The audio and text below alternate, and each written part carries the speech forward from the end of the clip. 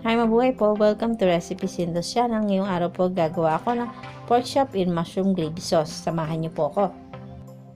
Nasa screen niyo po ang kompletong listahan ng mga kakailanganin niyo. Paki-screenshot niyo na lang po. Ang una natin gagawin ay simple lamang. Maglagay lang tayo sa pan ng 1 tablespoon of butter and 1 tablespoon oil.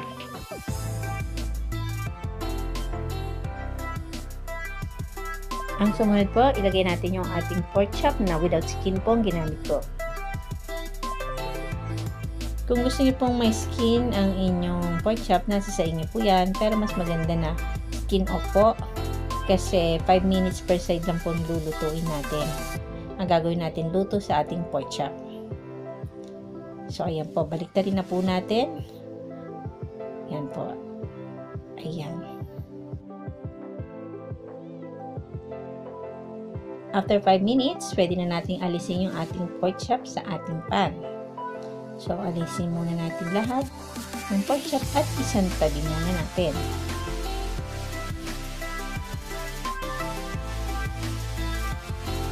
Pagkaalis ng pork chop, mag-gisa naman tayo ng ating sibuyas. Ng 1 minuto po, igisa natin yung ating sibuyas. Pagkatapos, maglalagay din tayo ng garlic. Isutay lang natin yung ating garlic for 30 seconds. After 30 seconds, pwede na natin isunod ang ating mushroom. 1/4 cup of mushroom po ang ginamit ko rito. Pero kung gusto nyo mas marami pang mushroom or meron kayong ibang mushroom na gustong gamitin, pwede naman po. Sutay lang din natin to for 1 minute.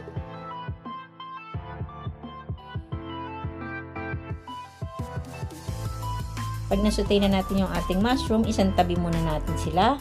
Tapos maglagay tayo ng 1 tablespoon ng all-purpose flour. So hayaan muna natin mag-brown ng konti at mag-dissolve yung ating flour.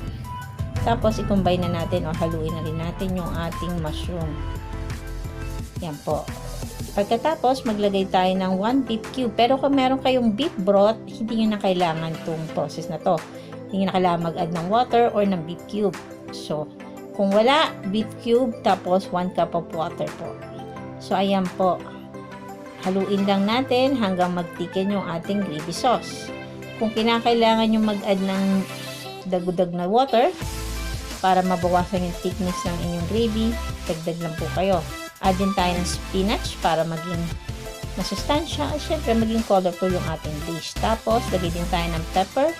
Tapos kung gusto nyo pa mag-add ng salt, nasa sa inyo na po yan. Pero dahil sa beef cube, hindi na po kakailanganin yan. Tapos ibalik na natin yung ating pork chop na sinir kanina. Ayan po. Tapos hayaan lang natin siya maluto ng sandali. Kasama yung ating sauce. So haluin na rin po natin. Tapos, ganyan lang po. Luto na po ito. Ayan na po. Tapos na po yung ating pork chop in mushroom gravy sauce. Ganyan lamang po kadali. Pwedeng for lunch, for dinner. Nasa sa inyo na po yan. Patayin nyo na po yung apoy. And serve and enjoy.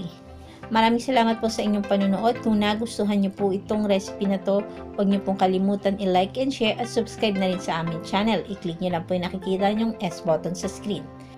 Muli po, maraming salamat. Sa susunod po. Bye-bye!